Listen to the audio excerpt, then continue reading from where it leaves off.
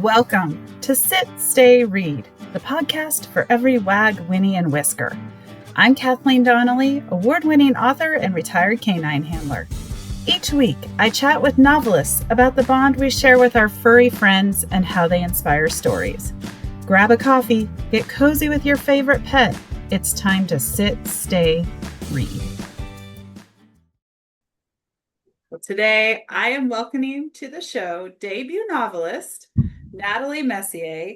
Natalie's first novel, Every Version of You, is a fun contemporary romance and gives a great twist on second chance romance as well, which I loved. And she has some fun four-legged characters as well. Natalie, welcome to the show. Thank you so much for having me. I've been excited to talk to you about this book. I loved your book. I was like, wow, she took second chance romance and put a great twist on it that I never would have thought of. So absolutely loved it. Fill the listeners in on the storyline and what it's about. Yeah, so I do like to say it's a literal second chance romance, both a second chance at love and a second chance at life. It's about Joey Vasquez, who's in her early 30s. She lives a life that looks very good on paper, but in reality is a little sparse. She kind of threw us all into her career and like let her personal life, her friends, her family fall by the wayside. She ends up at a dinner party thrown by the best friend who she's been in love with for the last 14 years, and runs into a man she never wanted to see again. She storms away, she gets into a car accident, and she dies. That's not a spoiler. That's how chapter one ends. And then she ends up in this waiting room where she's basically told, you kind of ruined your first chance at life. You were very unhappy, but because of that, you get a second chance. You can go back to any point of your choosing. And she ends up going back to her freshman year of college, trying to get that best friend who was like the one who got away to fall in love with her, only to find herself drawn to the asshole who you meet in chapter one. Yeah. Yeah, that was really, I was like, oh my gosh, I knew what was going to happen, but yeah, it just came out, and I loved the waiting room, like the 1970s kind of shag carpet. What inspired you to make it look like that? I don't know. I feel like I was working on this rating room. I will be fully honest that I was working in Severance at the time when I had this idea. Like I was working, it Okay. was right before I worked in the writer's room, I think, but I was working as a producer assistant. And that was a very surreal sort of office space. And when I thought of like an office space that felt out of time, I just ended up at the 70s. My dad, like growing up, my dad had an office that was like an old office he rented, and it had like the teak wood walls, and like I just think I like that vibe. And I thought like that would be a really weird place to end up when you die. Yeah, yeah, it made it fun. I was like, oh, I wasn't expecting that, but shag carpet, I mean, it's fun. I loved it. So, I mean, who doesn't want to walk through it in bare feet? So, Yeah. so I also was reading, you mentioned Severance and you're a screenwriter. Yeah. That's your full-time job, right? So this had to be very different to come in and write a novel, or was it, or how did those two mesh together? It is different. I've worked mostly as an assistant in writers' rooms. It's been like most of my career, or like an assistant at production companies that were doing TV. So Okay. it's mostly been TV. I think novels are probably more comparable to screenplays, like if you did a feature Okay. in terms of the amount of storytelling you do. I think for me, the most like it was just so much fun to have like full creative control for a period of time on it. Like even when like you get notes back, like it's like books are very much like your baby, and like TV is like at some point I feel like it's the network's baby. Like you still are writing it and like you're still doing it, but like there's like a level of like it's out of your hands to a larger degree. Makes There's a lot sense. more people involved. I mean, like even like actors, they do their thing, like they wanna. So that was the biggest difference. And then yeah, getting into a character's head, like I think so much in a screenplay is subtext, and obviously there's subtext in books still, but like you can kind of be like, and this is why she did that. And you know that. Yeah. Yeah. Yeah, I came across that and I was curious, has this been optioned for screen? Because I could see this going to the screen really well. I don't think I can talk about that. Oh, okay. All right. I it yeah. I don't think I can talk about that, but Okay. fingers crossed. We'll just cross our fingers. I would love to see these characters on the big screen, including my personal favorite. I mean, I love Joey, I love Alex, and we'll talk more about them, but let's talk about Ruthie for the Ah. listeners who love the four-legged characters. Tell us about Ruthie. Yeah, so Ruthie is Joey's cat. Ruthie is inspired by my cat. I'll just show you my phone really fast. This is my cat Tuna. Awesome. And so she's like a Oh, very hi, Tuna. long-haired tabby. So in so many ways inspired by my cat, but like Ruthie's such a she's so difficult and my cat's not difficult. But when I was writing this originally, I drafted this book 4 years ago, and my cat was quite young then, and she was a little difficult. Like when we first adopted her, she like spent a month under the couch. Like she wouldn't come out for anything. And she would attack your arms while you slept. Like we couldn't, like literally my partner and I spent a month sleeping in different rooms because he was working and he was like, I cannot be woken up every every time I move. Like this cat attacks and like we had like scars on our arms. Oh, no. And I slept with her and I trained her to not do that.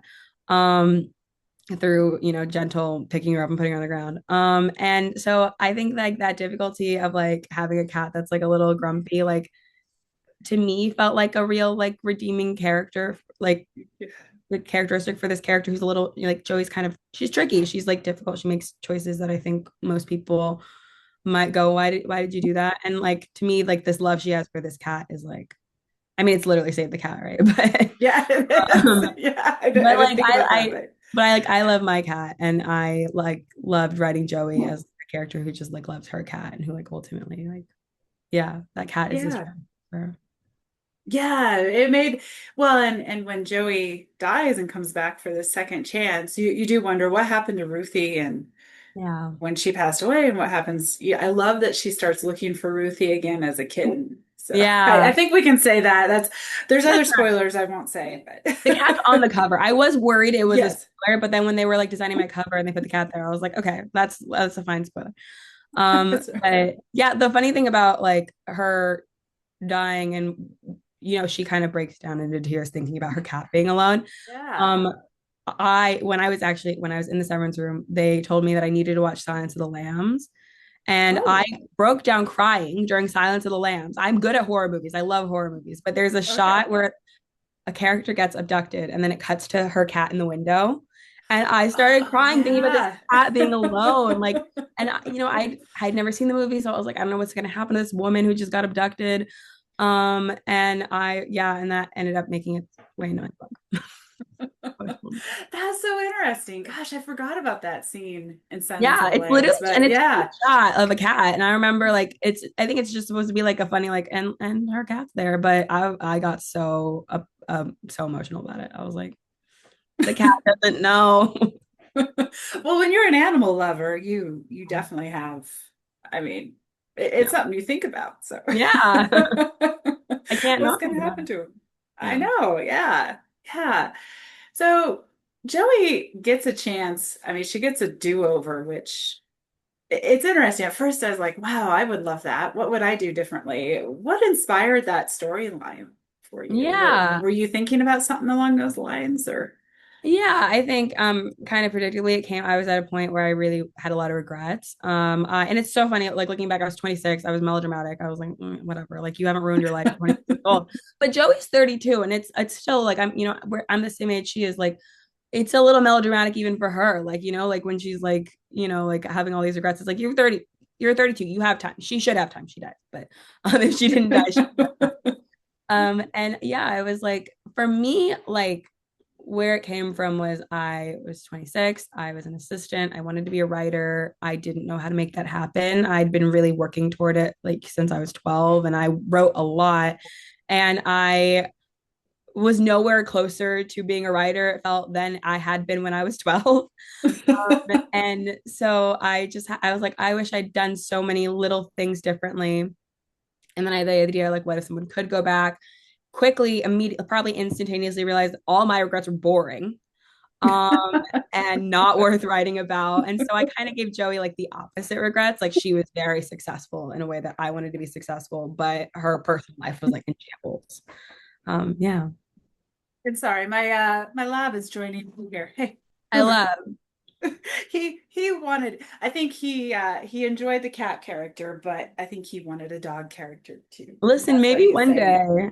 I really Maybe want one to adopt a day. dog. I'm not sure if I'm at a dog quite in my life, but I want a They are a lot of fun. and I love them all, so it's Yeah. it's fun. I love dogs, I love cats, I love birds, I love all animals. Well, you are my kind of person then. Let's talk a little bit about Alex. Yeah. And I want to be careful. There's some things with him, but what Doing an interviews has been interesting. very fun and very tricky. Yeah, I can imagine. Yeah. Yeah. Yeah, you kept me up late reading every night, and when I learned more about the truth behind Alex, I was like, "Oh my gosh, I did not see that coming." So that was really cool. How did his character develop? Yeah, I mean, so much of his character came from the get-go. Like I don't really know. He just kind of popped up fully formed. But a lot of what you're alluding to, I really wanted to because this is a second chance romance. It's speculative. Most of this could never happen, but I wanted to feel like there's a version of this story where if she had not died that night in the first chapter, they could have found their way back to each other. So I wanted to find a way to redeem him overall. Yeah. So that you felt like he could have made this happen in a non-speculative version of this story. Like there could have been a second chance romance that was just, in their 30s. So that's that character. It was very fun writing this. Because he's like, I'm so anti-billionaires, but he's kind of a billionaire. Like, so he's like, I was like, I'm trying to make him like the worst, but also redeemable. Yeah. Yeah, because he does kind of fit into that billionaire stereotype at first, but then we learn there's a lot more to Alex than He's meets layered. the eye. Yeah. Yeah. Yeah, very layered, very, very layered, which I really enjoyed. And this was a Reese, if I can say it right, Lit Up book club.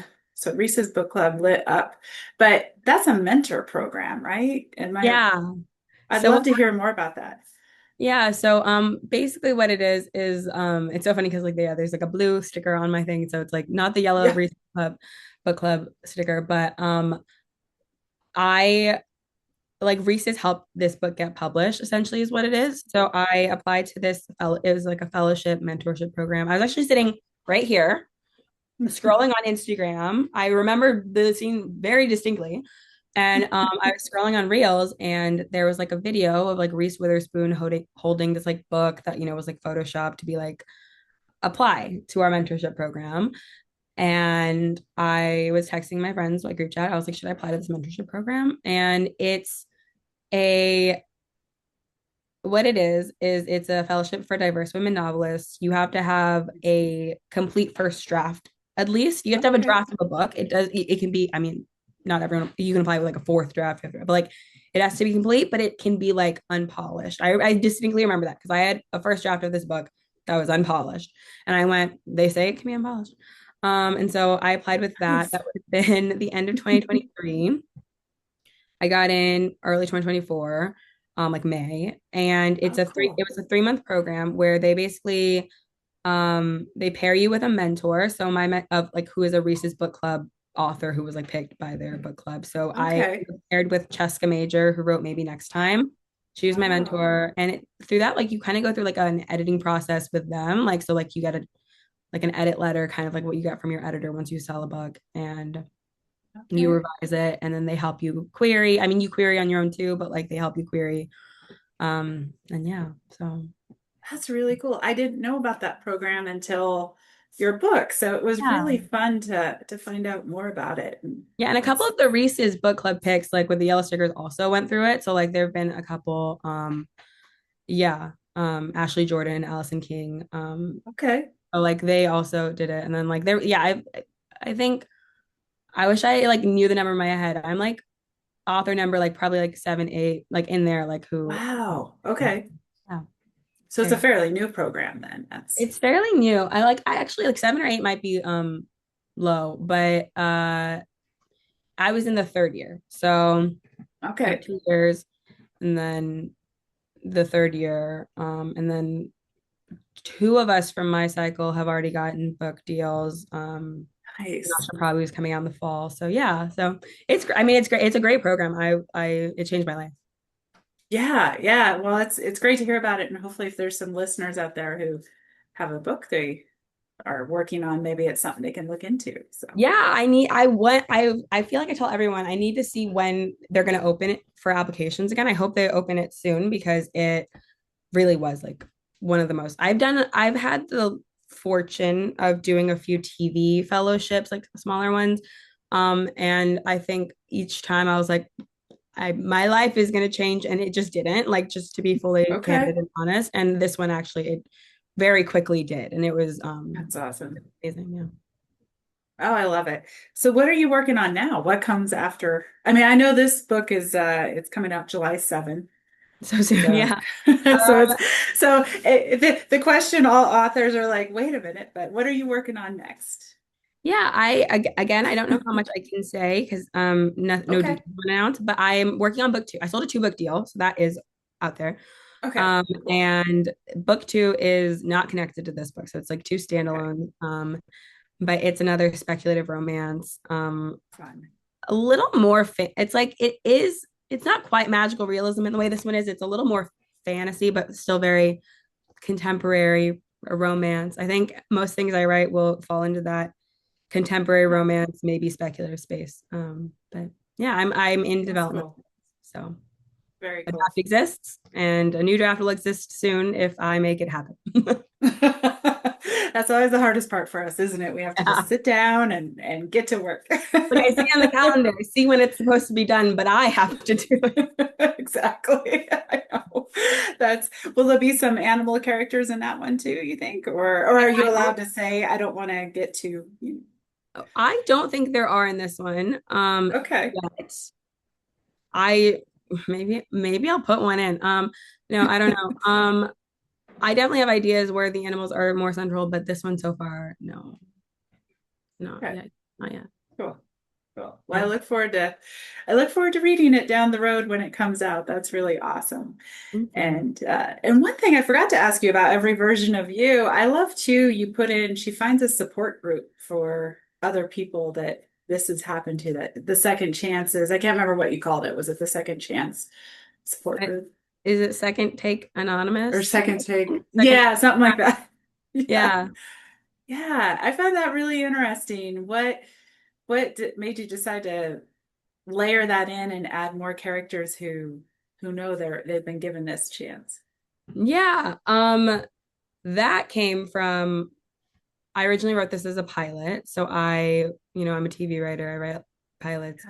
I think I was at that point writing like 2 pilots a year to try to apply to like new fellowships. And I wrote this as a pilot in 2021. I didn't do anything with it. So many things were not in that pilot. There was no cat. I did not know where the story was going. And then when I started trying to think of like if I turn this into a show, if I made a real show out of it, like you can't really hinge a show just on a romance. I mean, you can't hinge a show on two. Okay. Actually, you can. People have done it now, but back Yeah. in the day, people told you couldn't. And I was like, how do I expand this world and these characters and give us more to flesh out a world? And that is when I had the idea of other people. That is when I had the thought of Kimiko, who is one of my favorite characters, who I don't Yeah. get to talk about much because I think people, we don't really get into like it's a spoiler, but it's not really. But like Kimiko is probably my favorite character. If I was gonna write another book in this world, it would be about Kimiko. I could see that. And uh, I so like it was from like trying to think of like what like a pitch document for a show would look like. And I'm glad I thought of it that way. I think if I just thought of this as a romance novel and a book first, I don't think that ever would have like come to my mind because Yeah. honestly, when I was writing it, like I've had friends who like read it early who were like, I thought you were gonna lose the plot there. I was like, there's too many characters suddenly, and I was like, there are too many like, um, so yeah, it doesn't lend itself to a book when you first think of it. But yeah, it was when I was thinking of it as a show.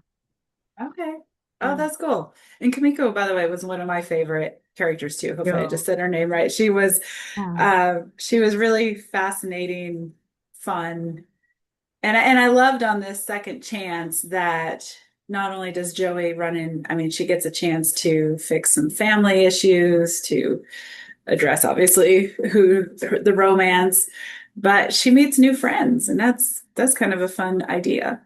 Yeah, yeah. Like it's like these people who she never would have known in her first life at all. And I think these because of like there is like it's a romance novel, but there's this coming of age element of her like that's kind of it's kind of big of like how do you live your life? Like how like what do you want to live for? Yeah, Like what is the point of a life in a way?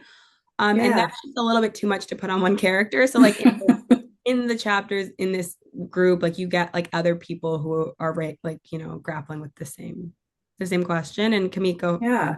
is she has a very complicated approach to it. She's like it's a little it's divisive. Um, but yeah, like I just loved exploring the bigger questions of the book, not all of them through Joey with this group.